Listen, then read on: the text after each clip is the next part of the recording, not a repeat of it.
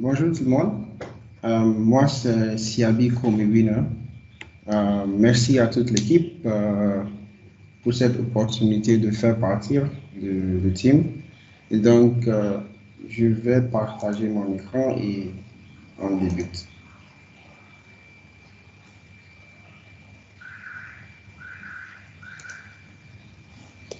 OK. Est-ce que vous voyez l'écran?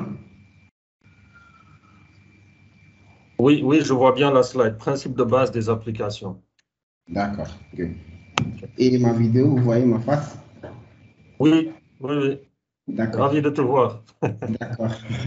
OK, donc, nous allons essayer de parler Nous allons faire une introduction à Dynamics 365, Finance and Operation.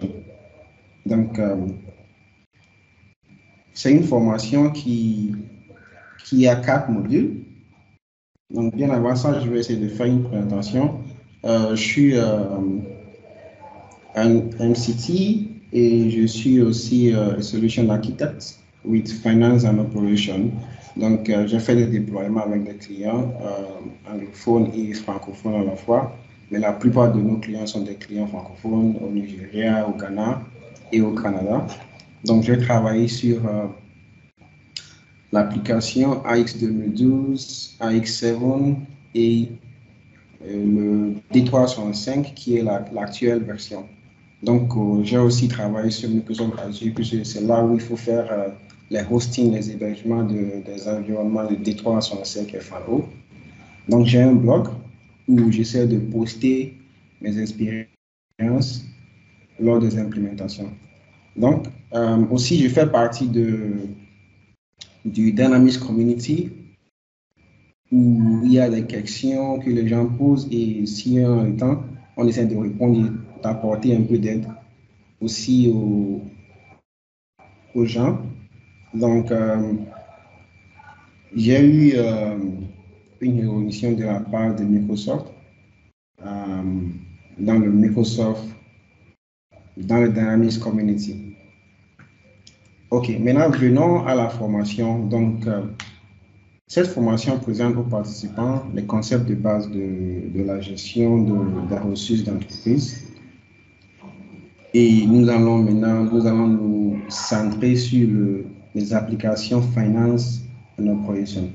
Maintenant, quand on parle de Finance and Operation, c'est une famille d'applications, voilà, et c'est un logiciel qui aide les compagnies à pouvoir manager leurs données financières et aussi leurs opérations. Donc, les apps Finance and Operation sont divisées en 5. Donc, nous avons le supply chain, nous avons le finance, nous avons le commerce, nous avons le human resources et nous avons le project operation.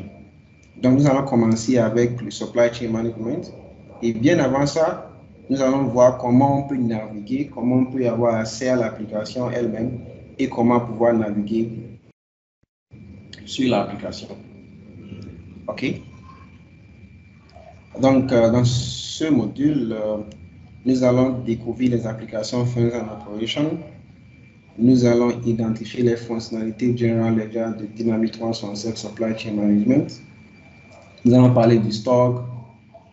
Nous allons parler de la fabrication et nous allons aussi parler des actifs d'entreprise dans Supply Chain Management. Maintenant, pour pouvoir comprendre ce qui se passe ici, en fait, on n'a pas besoin d'être un expert en finance ou bien en supply chain et autres. En fait, moi, j'ai commencé, je ne connaissais rien sur la partie business. D'accord? Donc, mais au fur et à mesure, on peut bien s'adapter sur le Finance and Operation. Finance and Operation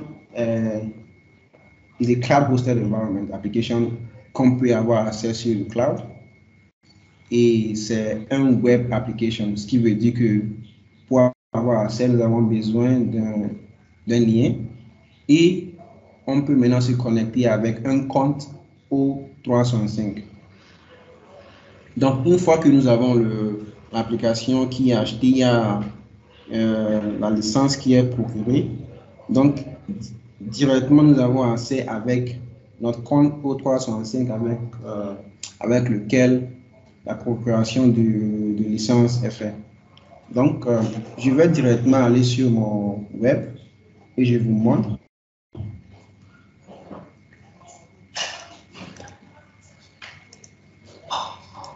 OK. Donc, ici, voici le lien. Donc, chaque entreprise a un lien qui est spécifique. Donc, avec ce lien-là, on peut maintenant se connecter. Donc, moi, je me connecte avec mon email qui est le Winasiadu James.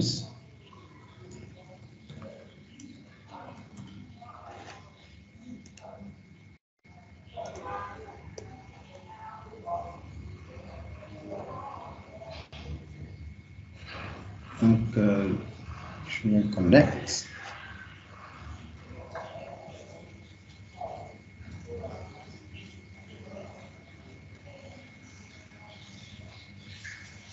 Donc, nous avons le logo et voilà, nous avons le dashboard. Donc, ça, c'est la page d'accueil. Donc, nous avons Finance and Operation qui nous amène toujours à la page d'accueil. Ici, nous avons le Home.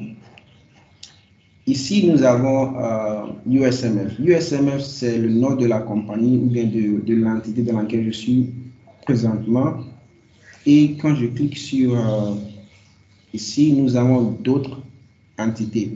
Donc, je peux avoir par exemple Coca-Cola qui est une compagnie, mais Coca-Cola a des annexes au Togo, en France, aux US. Mais la compagnie utilise le même logiciel. Donc, je peux me basculer entre les entités ici. Et à côté, nous avons, ici, on peut rechercher les pages sur l'application. Et ici, nous avons un Action Center. Et ici, nous avons les notifications qui s'affichent au fur et à mesure que nous faisons des tâches dans l'application. Et ici, nous avons le feedback où les clients peuvent envoyer des feedbacks directement à Microsoft. Et ici, nous avons le User Option. Le User Option, quand je clique là-dessus, nous avons le visuel, nous avons les préférences, nous avons le compte et nous avons le flux de travail. Maintenant, sur le visuel, je peux décider de changer la couleur du système. Donc ici, nous avons, je pense que ça c'est le noir. Donc je peux maintenant choisir le bleu. Voilà. Donc quand je reviens sur Finance and Operation, la couleur change. Je reviens sur le User Option again. Maintenant, under préférence, nous avons l'entité, nous avons la langue, nous avons la date et nous avons aussi le pays. Maintenant, je vais essayer de changer le langage pour voir ce que ça peut donner. Donc, je mets FR French et on peut maintenant enregistrer. Maintenant, ce que je vais faire, c'est de rafraîchir la page par ici. Et ça doit normalement changer la langue. Voilà, maintenant nous avons option utilisateur, nous avons visuel, nous avons compte et nous avons aussi d'autres choses ici. Maintenant pour le démo, je vais changer une fois encore pour le English US. Ok, maintenant on enregistre et on refresh la page. Maintenant, je vais essayer de revenir sur le home page et nous allons maintenant passer directement aux différents modules que nous avons par rapport aux finances, au supply chain, au commerce, human resources qui est ressources humaines et le project operation. Maintenant, pour le supply chain, là on peut créer nos produits. Par exemple, nous avons une compagnie qui est dans le manufacturing. Donc, on doit d'abord créer nos produits, créer nos fournisseurs pour pouvoir faire des achats et aussi créer nos clients pour pouvoir faire des ventes. Donc, on essaie je vais essayer de dupliquer.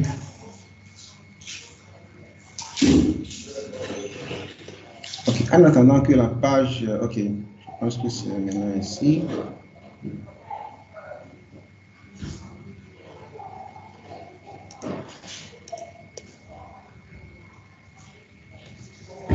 Ok, good. Maintenant ici, nous avons les modules. Nous avons le payable, nous avons le account receivable, le asset management, nous avons ressources humaines, nous avons system administration. Et je vois tous ces modules parce que moi, je suis connecté en tant que system administrator. Donc, nous avons aussi un modèle de sécurité qui est sur le ERP. Donc, quand disons par exemple, je fais partie du département de finances, donc je ne dois pas voir tous ces modules-là. Mais selon mon rôle, je vais devoir avoir accès juste par exemple au payable, au receivable et au general ledger. D'accord, ça c'est une démo. Maintenant, je vais revenir au slide.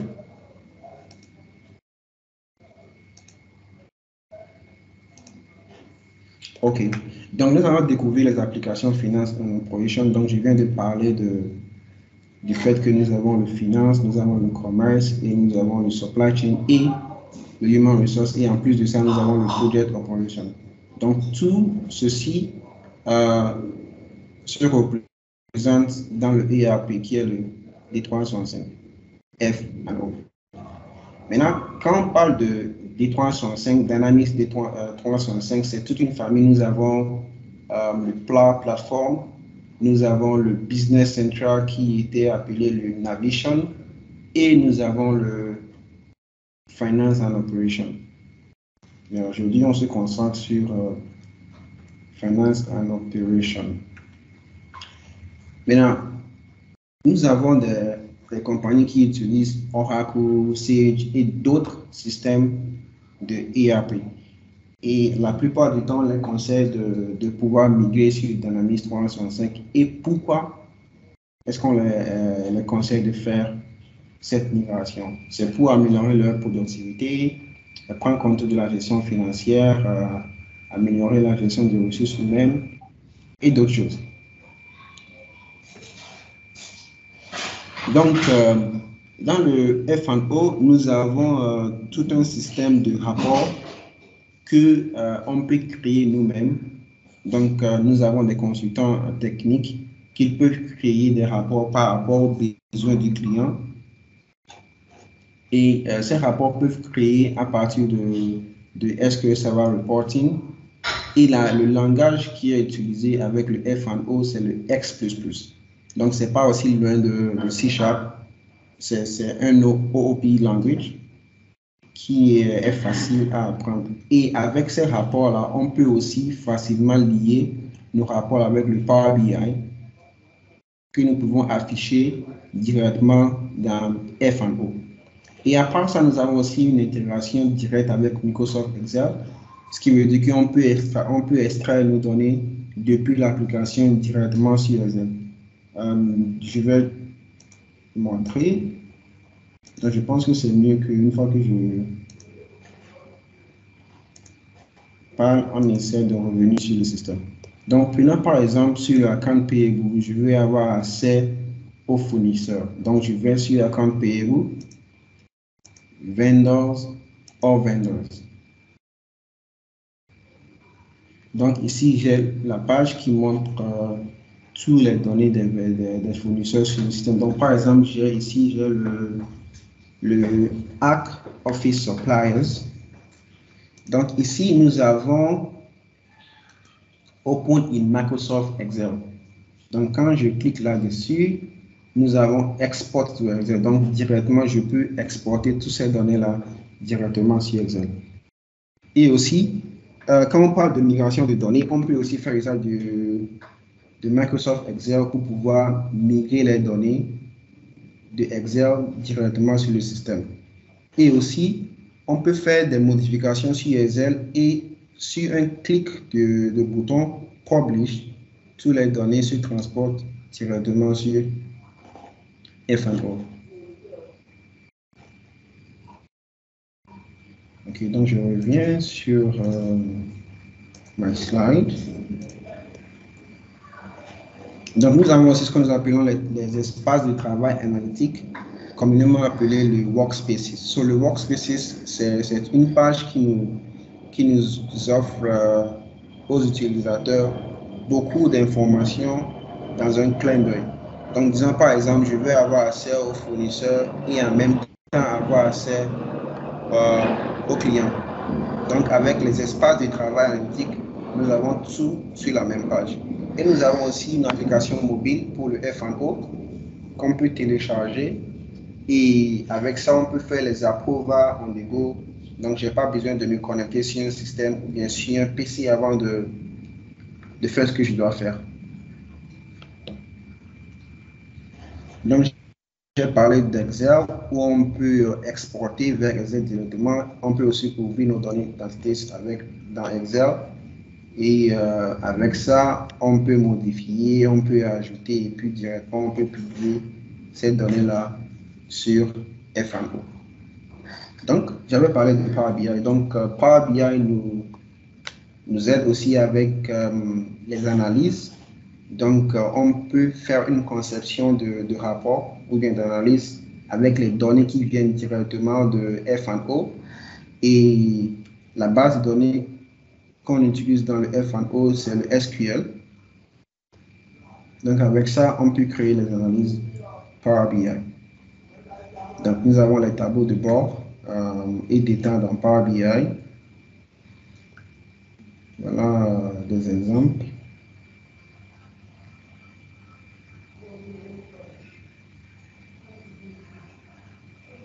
OK. Donc, on peut aussi filtrer les données avec Power BI. Donc, disons par exemple, je veux des analyses financières, disons de l'année 2021. Donc, on peut aussi essayer d'afficher ces données-là, disons par mois. Donc, je dis, je vais filtrer par mois, par semestre. Donc, c'est faisable directement sur F&O. Donc, comme vous le voyez ici. OK.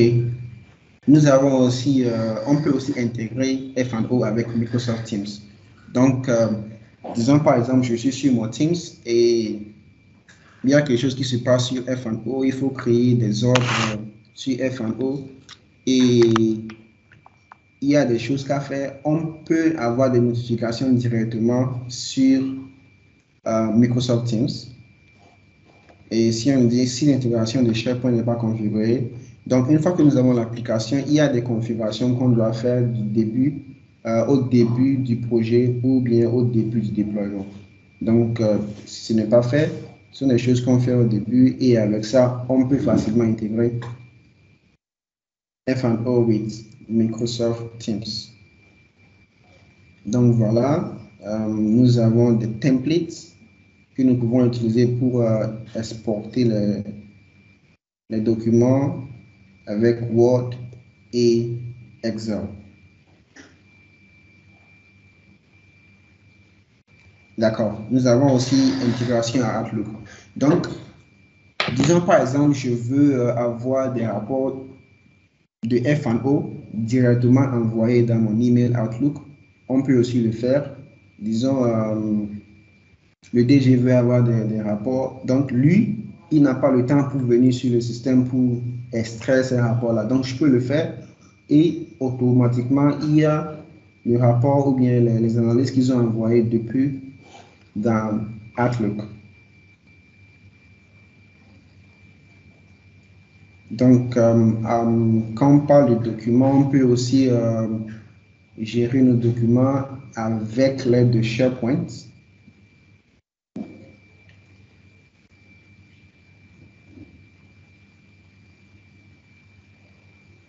Donc, je vais défiler.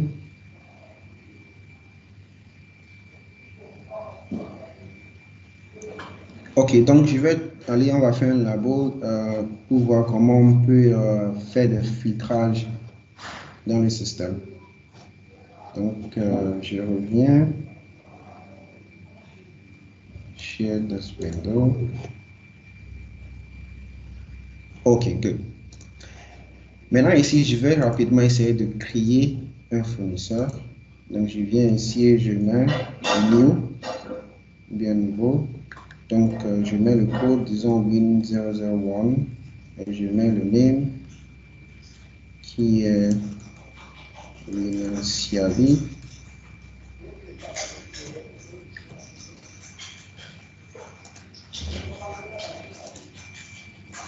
Et voilà, j'enregistre. Ok, maintenant je reviens en arrière. Maintenant, je vais essayer de filtrer le compte que je viens de créer. Voilà, donc ici, si je connais le numéro de compte, je le fais. Et si je connais uniquement le nom, je viens sur Name et je mets Siabi. Apply. Voilà, donc ici j'ai Siabi comme winner. Nous avons le begin with, ce qui veut dire que voilà, donne-moi tous les noms qui commencent avec Siabi. Et mais quand je mets contains, vous allez voir que maintenant j'ai deux noms. Voilà ce que je viens de créer qui débute avec Wina Siabi. Donc ici, je peux aussi faire le filtrage sur n'importe quelle case que je veux, soit sur le name, le vendor hold ou bien le groupe.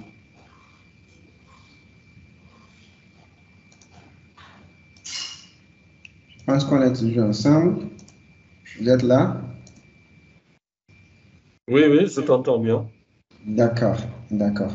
Donc, nous avons une petite contrôle de naissance. Donc, quelques petites questions qui dit lesquelles des fonctions métiers suivantes sont gérées dans les applications Finance and Operation? Donc, au début, j'avais cité quelques gestions que nous avons dans le F&O. Donc, ici, est-ce que c'est le Insight, gestion de stock, gestion de chaîne d'approvisionnement, qui est le supply chain, human resource and commerce, ou bien c'est le marketing, le commerce and human resource. Donc, qui veut bien répondre à la question numéro 1? Quelqu'un?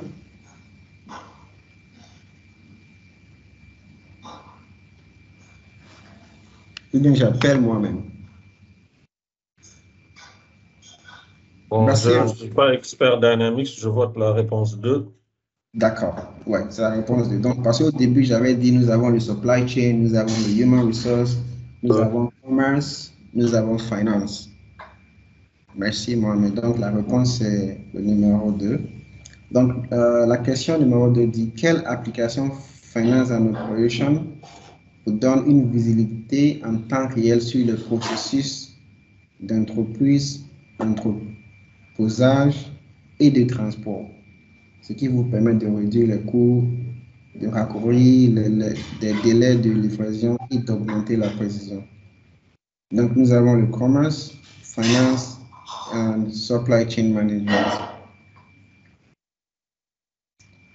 Ok, donc au début, j'avais dit que le supply chain, avec le supply chain, nous avons les modules comme le inventory, qui est le stockage, l'entreposage. Nous avons aussi le transport management. Donc ici, la réponse, c'est le supply chain management. Et le numéro 3, nous avons qu'est-ce que les espaces de travail permettent aux utilisateurs de faire.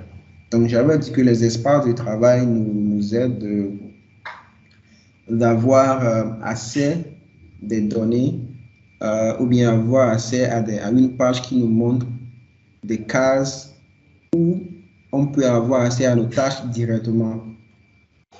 Donc ici, la réponse c'est comparer plusieurs sources de données et accéder directement aux tâches. Donc je vais nous montrer les espaces de travail que nous avons sur F&O.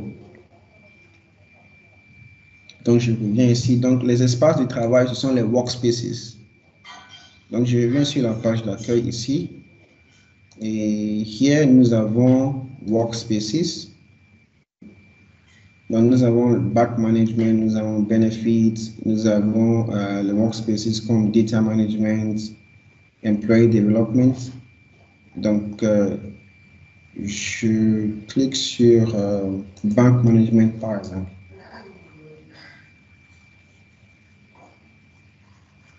Donc ici, voilà, je peux faire beaucoup de tâches à la fois. Par exemple, import bank statement ou bien avoir accès à all bank accounts, all bank statements. Maintenant, sans le workspace, pour pouvoir avoir accès à ces choses-là, il va falloir parcourir le Cash and Bank Management module. Et ici, je vais essayer de localiser comment faire le All Bank Statement, comment est-ce que je peux import le Bank Statement. Mais avec les espaces de travail ou le Workspace, c'est facile à faire. Ok, donc nous allons maintenant passer à la leçon 2, qui est identifier les principales fonctionnalités de Microsoft Dynamics 365 Supply Chain Management. Donc ici, nous allons parler des différents types de fabrication, different types of manufacturing process. Nous allons aussi parler des contrôles de production, comment est-ce qu'on peut enregistrer les produits génériques et les variantes de produits. Nous allons décrire la planification générale et aussi parler un peu des accords commerciaux et les remises. Donc, on ne peut pas parler de supply chain management sans parler de produits. Pour vendre ou bien pour acheter, il va falloir que nous avons les données de produits dans le système. Donc, comment est-ce qu'on peut créer les produits? Donc, je vais revenir.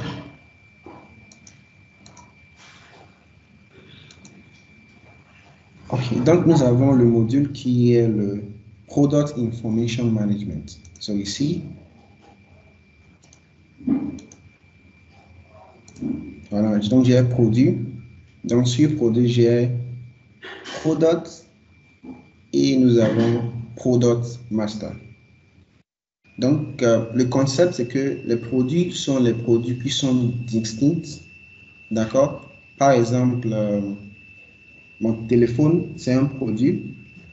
Et quand je parle de Product Master, nous avons un produit qui est le master.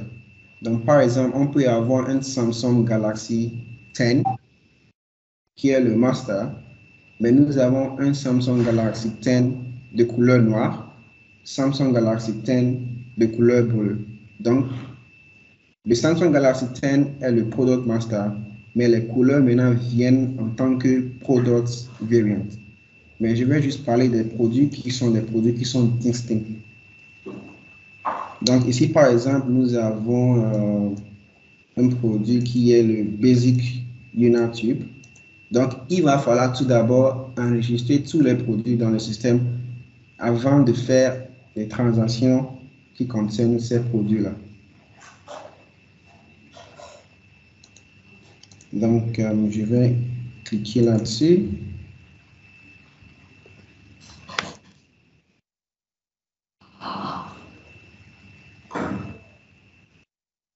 Donc, ici, j'ai le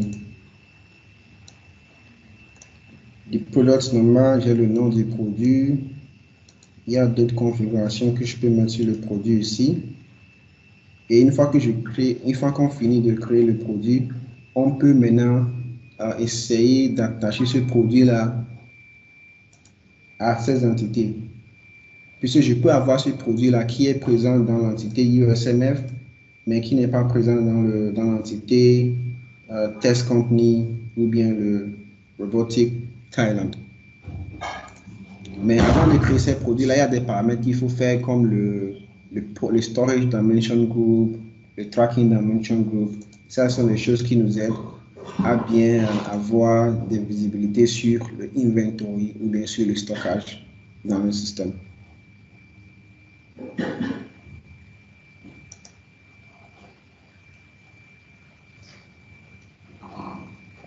Je reviens au slide. Et nous allons parler un peu du concept de manufacturing, ou bien les différents types de fabrication. Donc, nous avons la fabrication discrète, nous avons au plus juste, nous avons par processus et nous avons le mixte. Donc, discret, par exemple, donc quand je parle de discret, on parle d'assemblage. Donc, par exemple, les voitures, nous avons des parties qu'il faut amener ensemble pour pouvoir avoir la voiture. Et quand je parle de processus, par exemple, nous avons, disons, un jus d'orange. Donc, il faut le fruit d'orange, il faut peut-être des acides, il faut avoir de l'eau, du sucre et autres. Et nous avons la fabrication au juste, qui est aussi proche du discret. Et nous avons la fabrication en mode mixte unifié. Donc, ça, ce sont les types que les usines ou bien les compagnies de fabrication qui ont une chaîne qui est très, très grande. Donc, eux, ils définissent leur propre processus de fabrication. Donc, pour pouvoir configurer le module de production, il faut des paramètres. Donc, nous avons les calendriers, nous avons les ressources. Donc, les ressources peuvent être les employés, les machines. Donc, nous avons le type de ressources, nous avons les fonctionnalités des ressources. Donc, il faut définir, OK, en tant que machine, qu'est-ce que cette machine-là peut faire. Nous avons la nomenclature. Là, on dit, voilà, pour pouvoir produire 1 litre de jus d'orange, nous avons besoin de 2, ou bien nous avons besoin de 3 quantités d'orange. Nous avons besoin d'1 litre d'eau. Donc, dans cette section-là, on essaie de définir toutes ces choses-là, que nous appelons aussi le formula. Donc, nous avons les gammes et opérations, nous avons les formules, nous avons les chaînes de valeur. Donc, les chaînes de valeur, là-bas, on définit, voilà, pour pouvoir produire le jus d'orange, nous avons besoin de 3 chaînes. Donc, la première chaîne, c'est d'épiler l'orange. La deuxième chaîne, c'est peut-être de tourner l'eau avec le sucre. Donc, il faut définir toutes ces chaînes de valeur-là. Nous avons aussi les modèles de flux de production, les unités de production. Donc, pour les unités, quand je crée des produits sur le système Freud, par exemple, nous avons les unités de vente, les unités d'achat, les unités de production et les unités d'inventory, donc les unités de stockage. Donc, je peux acheter peut-être l'orange en tant que en grammes, mais pour le revendre, l'orange là est transformé et je peux juste le vendre peut-être en volume. Donc, nous avons beaucoup d'unités dans le système. Nous avons aussi les groupes de production pour pouvoir grouper les productions. Nous avons les pôles de production, clés de répartition et nous avons les fonctionnalités de cabane. Donc, ici, nous avons un snippet comment on peut créer les machines, les ressources. Donc, j'avais dit les ressources peuvent avoir beaucoup de types. Ça, c'est des machines, des outils, des fournisseurs et autres. Donc, nous avons les fonctionnalités des ressources. Good. Donc, en tant que ressource, qu'est-ce qu'on peut faire? Donc, ici, on définit les capacités des ressources. Donc, par exemple, voilà une capacité qui dit assembly. Donc, on peut ici, la machine est en mesure de faire des assemblages. Donc, nous avons... Ouais. Voilà, encore quelques minutes avant la session de Gora. Hein. D'accord. Okay. Ok, donc c'est... Ok, donc je vais essayer de clôturer rapidement. Ouais. Ouais. Désolé, hein, c'est juste pour garder pour garder le schedule. C'est bon. Merci beaucoup. Ok, donc je reviens au système, je vais juste faire une démo sur la production et puis on clôture. Okay, donc ici, ok, donc pour la production, nous avons le Production Control Module. So here, production control. Donc ici, on peut définir toutes les réglages, les setups dont on a besoin. Donc, on a setup, nous avons les choses comme resources dont j'avais parlé. Nous avons les routes qui sont les... Nous avons le calendrier. Et ici, on peut créer les productions, les ordres de production. Donc, disons, je veux produire 20 tonnes d'oranges. Donc, il faut créer l'ordre de production. Et dans ça, on essaie de mettre les produits dont on a besoin. Et aussi, on met le produit fini. Donc, il y a une simulation qui est faite. Et on essaie d'envisager pour voir avec 2 tonnes ou bien 2 grammes d'orange, 1 litre d'eau, on espère avoir 20 millilitres de jus d'orange. Donc, je vais m'arrêter ici. Je peux continuer la prochaine fois. Donc, si vous avez des questions, on peut les prendre. Merci.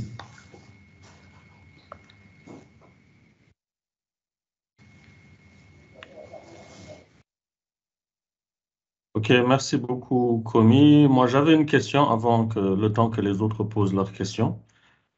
C'était de ce que tu vois sur le marché, comment est-ce que Dynamics, du point de vue business, se comporte par rapport à ses autres concurrents de type Oracle, SAP, Sage, etc.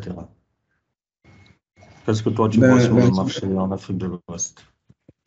Ouais, donc je peux dire que Dynamics maintenant, Dynamics essaie de prendre tous ces clients-là qui sont sur Oracle, Sage, Odoo, puisque j'ai vu que la plupart de nos déploiements, il y a des clients qui sont déjà qui ont déjà des systèmes. Mais ils voient qu'avec Microsoft, c'est plus facile d'intégrer avec beaucoup d'applications comme Excel, qui est utilisé par beaucoup de clients. Donc, quand tu leur dis, voilà, avec F&O, tu peux facilement faire des choses sur Excel et que tu le transportes sur F&O. Donc, je vois que l'adoption est un peu rapide.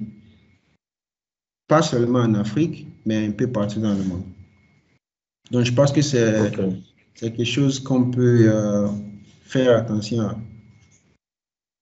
Ok, super, super. Ouais. Est-ce qu'il y a d'autres questions? Bonjour. Allô, bonjour. Ouais, bonjour. Où qui va? Oui, moi, c'est Bon, j'aimerais savoir l'avantage que Dynamics a par rapport à Odoo. Parce que je sais que le marché, les gens sont plus ouverts sur Odoo. J'aimerais avoir une petite information sur l'avantage que Ok, donc je peux dire, quand on prend Dynamics par exemple, on peut faire beaucoup d'intégrations facilement avec Dynamics sans faire de développement. D'accord? Donc avec Dynamics par exemple, je peux facilement intégrer par plateforme.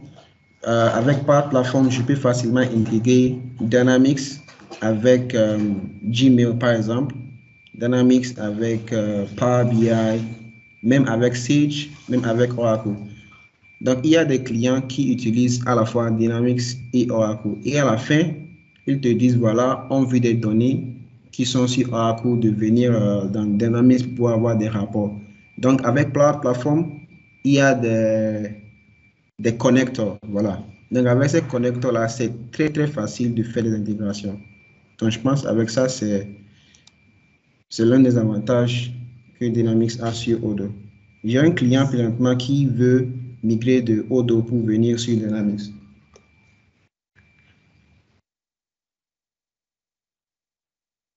Ok, ok. Merci bien.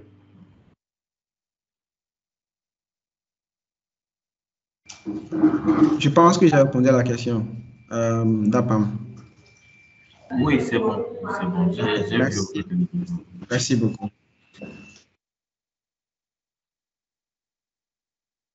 Ok, est-ce qu'on a d'autres questions?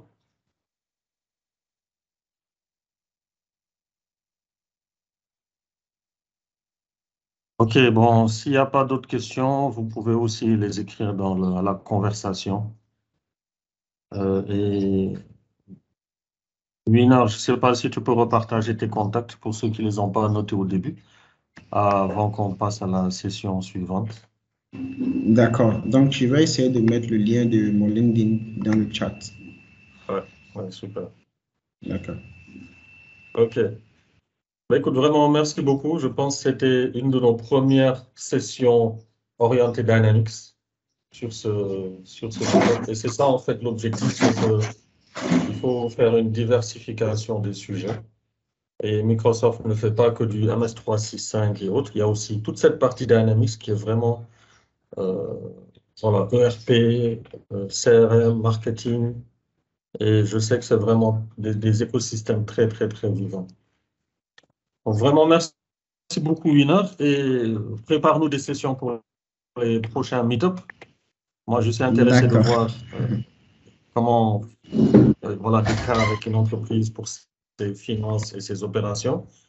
Et s'il le faut, on pourra même faire une session spéciale finance et essayer d'atteindre plus de personnes, comme des comptables, des gens des RH, du supply chain, pour leur Ouais, proposer ces sessions-là, quoi. je pense que c'est bon.